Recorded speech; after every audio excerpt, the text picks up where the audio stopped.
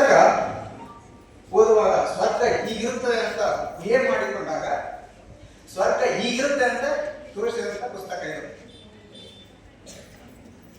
ಅನೇಕ ಈ ಪುಸ್ತಕ ಬಗ್ಗೆ ಪರಿಚಯ ಮಾಡಿಕೊಳ್ಬೇಕಾದ್ರೆ ಅನೇಕ ಶತಮಾನಗಳ ಸ್ವಾತಂತ್ರ್ಯ ಸಂಘರ್ಷ ಇಂದು ಒಂದು ಯಶಸ್ವಿನ ಘಟ್ಟ ತಲುಪಿದೆ. ನಮ್ಮ ರಾಷ್ಟ್ರದ ಸ್ವಾತಂತ್ರ್ಯ ಜೀವನ ಕಟ್ಟಿಕೊಳ್ಳುವಂತ ಒಂದು ಸುವರ್ಣ ಸಂಧಿ ಒದಗಿಕೊಂಡಿದೆ. ಇದರ ಜೊತೆಗೆ ಒಂದು ಸವಾಲು ಇದೆ. ಸವಾಲು ಏನಂದ್ರೆ ಈ ನಮ್ಮ ರಾಷ್ಟ್ರವನ್ನು ಯಾವ ಆದರ್ಶದ ಬೆಳಕಿನಲ್ಲಿ ಅಥವಾ ಯಾವ ತತ್ವ ಸಿದ್ಧಾಂತದ ಮೇಲೆ ನಮ್ಮ ರಾಷ್ಟ್ರವನ್ನು ಕಟ್ಟಿಕೊಳ್ಳಬೇಕೆಂಬ ಸವಾಲಿಗೆ ನಾವು ಇವತ್ತು ಉತ್ತರ ಕೊಡುವಂತ ಕಾಲ ಬಂದಿದೆ. ಆದರೆ ನಮ್ಮ ನಾಡಿನ ದುರ್ದೈವದಿಂದ ಈ ಮೂಲ ಪ್ರಶ್ನೆಗೆ ನಮ್ಮ ಸ್ವಾತಂತ್ರ್ಯ ಪ್ರತಿಭೆಯಿಂದ ವಿಚಾರ ಮಂಥನ ನಡೆಯುತ್ತಿಲ್ಲ. ಇಂಗ್ಲೆಂಡ್ ಅಮೆರಿಕಗಳಂತೂ ಅಥವಾ ಚೀನಾ ಆಫ್ರಿಕಾಗಳಂತೂ ನಮ್ಮ ದೇಶವನ್ನ ಎರಕೊಯ್ಯುವ ಎಲ್ಲ ಆತುರ ಎಲ್ಲ ಕ್ಷೇತ್ರಗಳಲ್ಲಿ ಕಂಡು ಬರ್ತಾ ಇದೆ. ನಮ್ಮ ಸಾಮಾಜಿಕ, ಆರ್ಥಿಕ, ಸಾಂಸ್ಕೃತಿಕ ಪ್ರತಿಯೊಂದು ಕ್ಷೇತ್ರದಲ್ಲಿ ಭಾರತವನ್ನು ಪ್ರದೇಶಗಳ ಪರ ಸಂಸ್ಕೃತಿಗಳ ಅಗ್ಗದ ನಕಲನ್ನು ಮಾಡುವ ಪ್ರಯತ್ನ ನಡೆದಿದೆ. ಈ ಭಾರತದ ಪರಂಪರೆ, ಪ್ರತಿಭೆ, ತತ್ವಜ್ಞಾನ ಇವೆಲ್ಲದಕ್ಕೂ ಒಂದು ಮೋಡ ಕವಿದಂತಾಗಿದೆ. ಆದ್ದರಿಂದ ಇವತ್ತು ಭಾರತದಲ್ಲಿ ಕೋಟ್ಯಾಂತರ ಭಾರತೀಯರಿಗೆ ಸ್ವಾತಂತ್ರ್ಯದ ರಾಷ್ಟ್ರದ ಅಮೃತ ಸ್ಪರ್ಶ ಅನುಭವಕ್ಕೆ ಬರ್ತಾ ಇಲ್ಲ. ಈ ರಾಷ್ಟ್ರದ ಆದರ್ಶಗಳು ಇಲ್ಲದೆ ಹೋದಲ್ಲಿ, ಜನರ ಅಂತಃಕರಣವನ್ನು ಪಡೆಯಬ್ಬಿಸುವಂತಹ ಆದರ್ಶಗಳು ಇಲ್ಲದೆ ಹೋದಲ್ಲಿ ಈ ರಾಷ್ಟ್ರವನ್ನು ಪುನರುತ್ಥಾನದಲ್ಲಿ ಜನರ ಸ್ವಯಂ ಪ್ರೇರಣೆ, ತ್ಯಾಗ, ಹೋರೇಶ ಬೆಳೆದು ನಿಲ್ಲುವುದಾದರೂ ಹೇಗೆ? ಈ ರಾಷ್ಟ್ರದ ಆದರ್ಶಗಳನ್ನು, ಈ ರಾಷ್ಟ್ರದ ಸಂಸ್ಕೃತಿಯನ್ನು ಎತ್ತಿ ಹಿಡಿಯುವ ಅನಿವಾರ್ಯ ಮತ್ತು ತುರ್ತು ಕಾರ್ಯ ಆಗಬೇಕಾಗಿದೆ. ಈ ಪುಸ್ತಕದಲ್ಲಿ ಹೇಳಿರುವಂತೆ ಪಾಲ್ ಬ್ರೆಂಟನ್ ಅವರು ಹೇಳಿರುವಂತೆ ಅನೇಕ ಶತಮಾನಗಳಿಂದ ನಾವು ಹಿಸ್ಟ್ರಿಯನ್ನು ತೆಗೆದು ನೋಡಿದಾಗ ಅಥವಾ ನಮ್ಮ ಇತಿಹಾಸವನ್ನು ತೆಗೆದು ನೋಡಿದಾಗ ಎಷ್ಟೊಂದು ಜನ ಬಂದರು, ನಮ್ಮ ಭಾರತ ಆಕರ್ಷಣೆ ಮಾಡಿದ್ರು. ಕೆಲವೊಬ್ಬರು ಆಕ್ರಮಣಕಾರರಾಗಿ ಬಂದರು, ಕೆಲವೊಬ್ಬರು ಸದ್ಗುಣ ಸಂಪನ್ನರಾಗಿ ಬಂದರು, ಇನ್ನೂ ಕೆಲವೊಬ್ಬರು ಇಲ್ಲಿನ ಆಧ್ಯಾತ್ಮಿಕ ದಾರಿಯಲ್ಲಿ ತಮ್ಮನ್ನು ಕಳೆದುಕೊಳ್ಳಲು ಬಂದರು. ಇನ್ನು ಎಷ್ಟೊಂದು ಜನ ಆಕ್ರಮಣಕಾರರು ಬಂದು ನಮ್ಮ ದೇಶದ ಮೇಲೆ ದಾಳಿ ಮಾಡಿದರು, ಭಾರತೀಯ ಸಂಸ್ಕೃತಿಗೆ ದಾಳಿ ಮಾಡಲು ಪ್ರಯತ್ನ ಮಾಡಿದರು. ಈ ಎಲ್ಲರನ್ನು ನೋಡಿದಾಗ ನಮ್ಮ ಭಾರತ ಅವರವರ ಅನುಗುಣಕ್ಕೆ ತಕ್ಕಂತೆ, ಅವರವರ ವಿಷಯಕ್ಕೆ ತಕ್ಕಂತೆ ಅವರನ್ನು ಸತ್ಕರಿಸಿದೆ, ಆಧರಿಸಿದೆ. ಯಾವಾಗ ಆಕ್ರಮಣಕಾರರು ನಮ್ಮ ಭಾರತದ ಸಂಸ್ಕೃತಿಯನ್ನು ಹಾಳು ಮಾಡಲು ಅಥವಾ ಧಕ್ಕೆ ಮಾಡಲು ಪ್ರಯತ್ನ ಮಾಡಿದರು, ಅವಾಗ ನಮ್ಮ ಸಂಸ್ಕೃತಿ ಆದಷ್ಟು ಬೆಳೆಯಲು ಪ್ರಾರಂಭವಾಯಿತು, ಜನರಲ್ಲಿ ಸ್ಫೂರ್ತಿಯನ್ನು ತುಂಬಲು ಪ್ರಾರಂಭವಾಯಿತು. ಪ್ರಪಂಚದಲ್ಲಿ ಎಷ್ಟೊಂದು ಸಂಸ್ಕೃತಿಗಳು, ನಾಗರಿಕತೆಗಳು ಹೆಸರಿಲ್ಲದೆ ಮಾಯವಾದವು. ಆದರೆ ಭಾರತದ ಸಂಸ್ಕೃತಿ ಚಿರನೂತನವಾಗಿ ಉಳಿದಿದ್ದಕ್ಕೆ ಅದಕ್ಕೆ ಕಾರಣ ಅದರ ಆತ್ಮ ಆಗಿರುವ ಆಧ್ಯಾತ್ಮ. ಈ ಆಧ್ಯಾತ್ಮ ವಲಯವು ಭಾರತ ದೇಶವನ್ನು, ಭಾರತದ ಜನರನ್ನ ಅಂತರಂಗ ಬಹಿರಂಗವಾಗಿ ಪೋಷಿಸುತ್ತಾ ಬಂದಿದೆ. ಈ ಪೋಷಕ ಗುಣವೇ ಪ್ರಪಂಚದ ನಾನಾ ಭಾಗಗಳಿಂದ ಎಷ್ಟೋ ಜನರನ್ನು ಆಕರ್ಷಣೆ ಮಾಡಿದ್ರು. ಈ ಆಧ್ಯಾತ್ಮಿಕ ವಲಯಕ್ಕೆ ಆಕರ್ಷಣೆಯಾಗಿ ಒಳಪಟ್ಟಕ್ಕೆ ಬಂದವರಲ್ಲಿ ಈ ಪಾಲ್ ಬ್ರೆಂಟನ್ ಆಫ್ರಿಕಾದಿಂದ ಭಾರತಕ್ಕೆ ಬರ್ತಾರೆ. ಅಧ್ಯಾತ್ಮದಲ್ಲಿ ತನ್ನ ಗುರುಗಳನ್ನು ಹುಡುಕಕ್ಕೆ ಈ ಭಾರತ ಭೂಮಿಗೆ ಬರ್ತಾರೆ. ಭಾರತದ ಪ್ರತಿಯೊಂದು ಹಳ್ಳಿಯಿಂದ ಪಟ್ಟಣವರೆಗೂ ಸುತ್ತಾಡ್ತಾರೆ.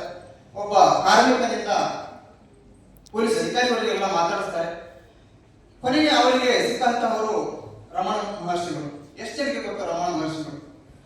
ಕೊನೆಗೆ ಅವರು ರಮಣ ಮಹರ್ಷಿಗಳಲ್ಲಿ ಸಾಧನೆಗಳನ್ನು ಕಲಿತು ತಮ್ಮ ದೇಶಕ್ಕೆ ವಾಪಸ್ ಹೋಗಿ ಅಲ್ಲಿನ ದೇಶವಾಸಿಗಳಿಗೆ ಭಾರತದ ಸಂಸ್ಕೃತಿಯ ಆತ್ಮ ಆಗಿರುವ ಅಧ್ಯಾತ್ಮವನ್ನು ತಮ್ಮ ದೇಶವಾಸಿಗಳಿಗೆ ಹೇಳುವೋಸ್ಕರ a search in secret India ಅಂತ ಒಂದು ಪುಸ್ತಕ ಬರೀತಾರೆ. ಅದೇ ಈ ಪುಸ್ತಕ. ಈ ಪುಸ್ತಕವನ್ನು ಗಿರಿಜಾಶಾಸ್ತ್ರಿ ಅವರು ಕನ್ನಡಕ್ಕೆ ಅನುವಾದ ಮಾಡ್ತಾರೆ. ಇದು ಈ ಪುಸ್ತಕದ ಪರಿಚಯ. ಈ ಪುಸ್ತಕದಲ್ಲಿ ಕೆಲವೊಂದು ಘಟನೆಗಳನ್ನು ಹೇಳ್ತೇನೆ, ಸಮಯದ ಅಭಾವದಿಂದ ಎರಡು ಹೇಳ್ತೇನೆ. ಪಾಲ್ ಬ್ರೆಂಟನ್ ಅವರು ತಮಿಳುನಾಡಿಗೆ ಬಂದಿರ್ತಾರೆ. ತಮಿಳುನಾಡಿನಲ್ಲಿ ಇದೇ ಹುಡುಕಾಟದಲ್ಲಿ ಇರ್ತಾರೆ ಅವರು. ಅವಾಗ ಅವರಿಗೆ ಒಬ್ಬರು ಸನ್ಯಾಸಿ ಸಿಗ್ತಾರೆ, ಅವರ ಹೆಸರು ಬ್ರಹ್ಮ ಅಂತ. ಈ ಸನ್ಯಾಸಿಗಳನ್ನು ಯಾರಾದರೂ ನಮ್ಮ ಜನಸಾಮಾನ್ಯರು ಭೇಟಿಯಾಗೋದು ಅಷ್ಟು ಸುಲಭವಲ್ಲ. ನಿಜವಾದ ಸನ್ಯಾಸಿಗಳನ್ನ ಭೇಟಿಯಾಗೋದು ಅಷ್ಟು ಸುಲಭದ ಮಾತಲ್ಲ. ಸನ್ಯಾಸಿಗಳು ಕೂಡ ಜನರನ್ನ ಭೇಟಿಯಾಗೋದಕ್ಕೆ ಇಷ್ಟಪಡಲ್ಲ. ತಮ್ಮ ಸಾಧನೆಗಳಾಯಿತು, ಯೋಗ ಆಯಿತು ಅನ್ಕೊಂಡು ಅವರು ತಮ್ಮ ಸಾಧನೆ ಹಾದಿಯಲ್ಲಿರ್ತಾರೆ. ಆದರೆ ಈ ಪಾಲ್ ಬ್ರೆಂಟನ್ ಅವರಿಗೆ ಅವಕಾಶ ಸಿಗಲ್ಲ. 4 ತಿಂಗಳಾಗತ್ತ ಕೊನೆಗೆ ಒಂದು ಅವಕಾಶ ಸಿಗುತ್ತಾ ಹೋಗಿ ಅವರಿಗೆ ಭೇಟಿ ಆಗ್ತಾರೆ. ಭೇಟಿ ಆದ ನಂತರ ಮಾತುಕತೆ ನಡೀತಾರೆ. ಸನ್ಯಾಸಿ ಹೇಳ್ತಾರೆ, ಒಂದು ವಿಷಯದ ಬಗ್ಗೆ ಹೇಳ್ತಾರೆ. ರಕ್ತ ಮತ್ತು ಉಸಿರಾಟದ ನಡುವೆ ಇರುವ ಒಂದು ನಿಕಟ ಸಂಬಂಧವನ್ನು ವಿವರಣೆ ಮಾಡುವಾಗ ಪಾಲ್ ಬ್ರಂಟನ್ ಅವರು ಕೇಳ್ತಾರೆ, ನೀವು ನಿಮ್ಮ ಹೃದಯವನ್ನು ನಿಯಂತ್ರಣದಲ್ಲಿಟ್ಟುಕೋಬಹುದಾ ಅಂತ ಕೇಳಿದಾಗ ಬ್ರಹ್ಮ ಅನ್ನುವ ಸನ್ಯಾಸಿಯವರು ಮೂಲಗೆ ನಕ್ಕು ಅಷ್ಟೇ ಗಪ್ಪಾಗ್ತಾರೆ. ಮರುದಿನ ಸಂಜೆ ಟೈಮಲ್ಲಿ ಪಾಲ್ ಬ್ರಂಟನ್ ಅವರನ್ನು ಕರೆದು ಒಂದು ವಿಚಿತ್ರ ಭಂಗಿಯಲ್ಲಿ ಕೂತ್ಕೊಂಡು ಅವರ ಬಲಗೈಯನ್ನು ತಮ್ಮ ಈ ಹೃದಯದ ಮೇಲೆ ಇಡಕ್ಕೆ ಹೇಳ್ತಾರೆ. ಅವರು ಪಾಲ್ ಬ್ರಂಟನ್ ಅವರಿಗೆ ತುಂಬಾ ಭಯ ಆಗುತ್ತೆ, ಏನ್ ಮಾಡ್ತಾ ಇದ್ದಾರೆ ಅಂತ ಅಂಚ್ಕೊಂಡು ಹೃದಯದ ಮೇಲೆ ಕೈ ಇಡ್ತಾರೆ. ಅವಾಗ ಹೃದಯ ನಿಧಾನಕ್ಕೆ ಬಡ್ಕೊಂಡು ಸುಮಾರು 10 ರಿಂದ 15 ನಿಮಿಷ ಏನೂ ಇರಲ್ಲ, ಒಂದು ಸೌಂಡ್ ಇರಲ್ಲ. ಅವಾಗ ಈ ಪಾಲ್ ಬ್ರಂಟನ್ ಅವರಿಗೆ ಭಯ ಆಗುತ್ತೆ, ಏನಾದ್ರೂ ಆಗಿಬಿಡ್ತಾ ಏನೋ ಅಂತ. ಮತ್ತೆ 15 ನಿಮಿಷ ಆದ ನಂತರ ಮತ್ತೆ ತನ್ನ ನಾರ್ಮಲ್ ಕಂಡೀಷನ್ ಬರುತ್ತಾ. ಅವಾಗ ಆದರೂ ಪಾಲ್ ಬ್ರಂಟನ್ಗೆ ಸಮಾಧಾನ ಇಲ್ಲ, ಏನೋ ಒಂದು ಮೋಸ ನಡೀತಾ ಇದೆ. ಅಷ್ಟು ನಂಬುತ್ತಿರಲಿಲ್ಲ ಐರೋಪ್ಯನ್ ಜನ, ನಮ್ಮ ಅಧ್ಯಾತ್ಮವನ್ನು ಫಸ್ಟಿಗೆ ನಂಬುತ್ತಿರಲಿಲ್ಲ. ಮತ್ತೆ ಒಂದು ಕೆಲವು ದಿನಗಳ ನಂತರ ಮತ್ತೆ ಇನ್ನೊಂದು ಪ್ರಶ್ನೆ ಕೇಳ್ತಾರೆ. ಅವಾಗ ಯಾವುದೋ ಒಂದು ವಿಷಯ ಹೇಳ್ಬೇಕಂದ್ರೆ ನಮ್ಮ ರಕ್ತವನ್ನು ನಾವು ನಿಯಂತ್ರಣದಲ್ಲಿ ಹೋಗ್ಬೇಕು ಅಥವಾ ಉಸಿರಾಟವನ್ನು ನಮ್ಮ ನಿಯಂತ್ರಣ ಇಟ್ಕೋಬಹುದು ಅಂದಾಗ ಉಸಿರಾಟದ ಒಂದು ಪರೀಕ್ಷೆ ನಡೀತದೆ. ಅವಾಗ ಪಾಲ್ ಬ್ರಂಟನ್ ಅವ್ರಿಗೆ ಹೇಳ್ತಾರೆ, ನನ್ನ ಒಂದು ಬರಳನ್ನ ನನ್ನ ಮೂಗಿನ ಕೆಳಗಡೆ ಅಂತ ಹೇಳ್ತಾರೆ. ಮೂಗಿನ ಕೆಳಗೆ ಇರ್ತಾರೆ, ಉಸಿರಾಟ ಇರಲ್ಲ. ಅವ್ರಿಗೆ ಸಂಶಯ ಬರುತ್ತೆ, ಬಾಯಿಯಲ್ಲಿ ಏನಾದರೂ ಉಸಿರಾಟ ಮಾಡಬಹುದು ಅಂತೇಳಿ ಬಾಯಿಯಲ್ಲಿ ಇರ್ತಾರೆ, ಅಲ್ಲಿ ಗೊತ್ತಾಗಲ್ಲ. ಆದ್ರೆ ಅವರಿಗೆ ಸಂಶಯ ಹೋಗಲ್ಲ. ಒಂದು ಕನ್ನಡಿ ಹುಡುಕ್ತಾರೆ, ಕನ್ನಡಿಯಲ್ಲಿ ಹಿಡಿದಾಗ ಸ್ವಲ್ಪ ಅಲ್ಲಿ ಡಿಮ್ ಆಗುತ್ತಲ್ಲ, ಅದರಿಂದ ಏನಾದ್ರು ಕಂಡು ಹಿಡಿಬಹುದು ಅಂತ ಕನ್ನಡಿ ಹುಡುಕ್ತಾರೆ. ಕನ್ನಡಿ ಸಿಗಲ್ಲ, ಒಂದು ಹೊಸದು ಇದು ಸಿಗುತ್ತೆ, ಏನೋ ಹಿತ್ತಳೆ ಪಾತ್ರೆ ಸಿಗುತ್ತೆ, ಅದನ್ನ ತಂದು ಹಿಡಿತಾರೆ. ಇಲ್ಲಿ ಅವ್ರಿಗೆ ಯಾವುದೇ ಕ್ಲೂ ಸಿಗಲ್ಲ. ಅವಾಗ ಅವರು ಸ್ವಲ್ಪ ಖಾತ್ರಿ ಪಡಿಸ್ಕೊತಾರೆ, ಇದು ಆಧ್ಯಾತ್ಮಿಕ ಶಕ್ತಿ ಇದೆ ಅಂತ. ಅದು ಇನ್ನೊಂದು ಕೆಲವು ದಿನಗಳಾದ್ಮೇಲೆ ಇನ್ನೊಂದು ಪರೀಕ್ಷೆ ನಡೀತದೆ, ರಕ್ತದ ಪರೀಕ್ಷೆ. ಅವಾಗ ಪಾಲ್ ಬ್ರಂಟನ್ ಅವರಿಗೆ ಹೇಳ್ತಾರೆ, ನನಗೆ ಇನ್ನೂ ಸಮಾಧಾನ ಆಗಿಲ್ಲ, ಬೇರೆ ಸಾಧನೆಗಳನ್ನು ತೋರಿಸಿ ಅಂತ ಹೇಳ್ತಾರೆ. ಆದರೆ ಪ್ರತಿಯೊಂದು ಸಾಧನೆಯು ಯೋಗದಿಂದ ಸಾಧ್ಯ ಇಲ್ಲ, ಯೋಗದ ಮುಂದುವರೆದ ಅಭ್ಯಾಸಗಳಿಂದ ಮಾತ್ರ ಸಾಧ್ಯ. ಇಡೀ ನಮ್ಮ ಮೃತ್ಯುವನ್ನೇ ನಾವು ಗೆಲ್ಲಬಹುದು ಅಂತ ಬ್ರಹ್ಮ ಋಷಿಗಳು ಹೇಳ್ತಾರೆ ಅವರಿಗೆ.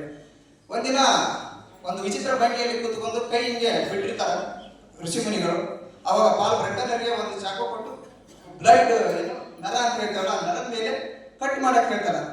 ನರ ಕಟ್ ಮಾಡಿದ ತಕ್ಷಣ ಒಂದು ಹನಿ ಬ್ಲಡ್ ಬೀಳುತ್ತೆ. ಅವಾಗ ಪಾಲ್ ಬ್ರಂಟನ್ ಅವರಿಗೆ ಭಯ ಆಗುತ್ತೆ. ವೇಟ್ ಮಾಡಿ 2 ನಿಮಿಷ ಯಾವುದೇ ಬ್ಲಡ್ ಬೀಳಲ್ಲ, ನಮ್ದು ರಕ್ತ ಬೀಳಲ್ಲ. 2 ನಿಮಿಷ ಆದ್ಮೇಲೆ 2 ಹನಿ ರಕ್ತ ಬೀಳುತ್ತೆ ಅಂತ ಋಷಿ ಹೇಳ್ತಾರೆ.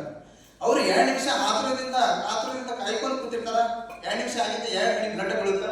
ಮತ್ತೆ 5 ನಿಮಿಷ ವೇಟ್ ಮಾಡ್ತಾರೆ. 5 ನಿಮಿಷ ವೇಟ್ ಮಾಡಿದ್ರೆ ಸ್ವಲ್ಪ ಬ್ಲಡ್ ಕೆಳಗಡೆ ಬಿದ್ದು ಕಟ್ ಆಗುತ್ತೆ. ಇದು ಆಧ್ಯಾತ್ಮಿಕ ಏನು ದಾರಿಯಲ್ಲಿ ಯೋಗಕ್ಕೆ ಯೋಗ ಮುಂದುವರೆದ ಸಾಧನದಲ್ಲಿರುವಂತಹ ಶಕ್ತಿ.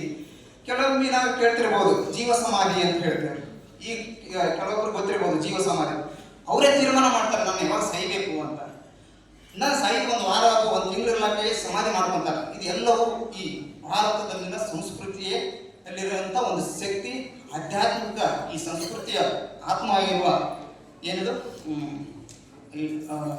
ಇದು ಸಂಸ್ಕೃತಿಯ ಆತ್ಮವಾಗಿರುವ ಅಧ್ಯಾತ್ಮ. ಈ ಅಧ್ಯಾತ್ಮ ಬಗ್ಗೆ ಅವರು ಪಾಲ್ಗೊಂಡಂತ ಪುಸ್ತಕ ಸಾಧ್ಯವಾದ್ರೆ ಓದಿ. ಯಾಕಂದ್ರೆ ಓದುವುದರಿಂದ ನಮ್ಗೆ ಆದಷ್ಟು ಏನು ಜ್ಞಾನ ಬೆಳೆಯುತ್ತೆ. ಇಲ್ಲಿ ನನಗೆ ಮಾತಾಡಲು ಅವಕಾಶ ಮಾಡಿಕೊಟ್ಟಂತ ಈ ಉತ್ತಿಷ್ಟ ಭಾರತ ತಂಡಕ್ಕೆ ಧನ್ಯವಾದಗಳು. ಪುಸ್ತಕ ಓದೋದ್ರಿಂದ ಇನ್ನೊಂದು ಹೇಳ್ತೀನಿ, ಇನ್ನೇನು ಜೀವನ ಸಾಕಪ್ಪ, ರೈಲ್ವೆ ಖಾಲಿ ಕೊಟ್ಟು ಸಾಯ್ಬೇಕಂತ ಹೊರಟಂತ ಒಬ್ಬ ವ್ಯಕ್ತಿಗೆ ಒಂದು ಪುಸ್ತಕ ಸಿಗುತ್ತೆ. ಆ ಪುಸ್ತಕವನ್ನು ಓದಿ ಇವತ್ತು ಭಾರತದಲ್ಲಿ ಅಣ್ಣಾ ಹಜಾರೆ ಅವರು ಯಾರಿಗೆ ಗೊತ್ತು? ಅಣ್ಣಾ ಹಜಾರೆ ಆಗಿತ್ತು. ಸಾಯಲು ಹೋದಂಥ ಒಬ್ಬ ಹಜಾರೆ ಇವತ್ತು ಎಲ್ಲರಿಗೂ ಗೊತ್ತು. ಅದಕ್ಕೆ ಆದಷ್ಟು ಸಾಧ್ಯವಾದರೆ ಪುಸ್ತಕವನ್ನು ಓದಿ.